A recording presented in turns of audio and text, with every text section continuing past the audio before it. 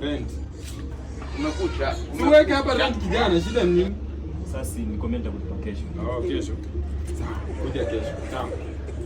Kuja kesho. Sasa nitafanyaje hivi baridi unataka nifanyeje? Fanye nini? Kazi yako ni kuleta hapa madem, sio mkonde, sio mnono. Alafu babe nini? Acha aende.